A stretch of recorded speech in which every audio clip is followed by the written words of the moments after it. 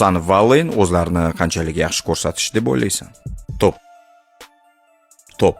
Hattoki men uchun ham surpriz bo'ldi. Ularning hamjihatligi, bir-biriga yordam berishi, ikkalasi ham ajoyib o'ynashdi.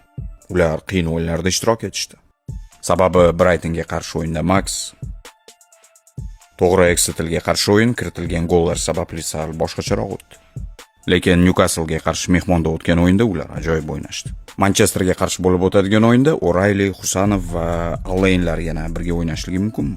Newcastle'ga qarshi o'tgan o'yin menimcha buni ko'rsatib berdi. Men shunday degan bo'lardim, lekin mavsum boshida, aynan mana shu uchlik mavsumning eng muhim qismida ketma-ket o'yinlarda har doim maydonga tushishadi deyilganda men bunga ishonchingiz komilmi deb javob bergan bo'lardim.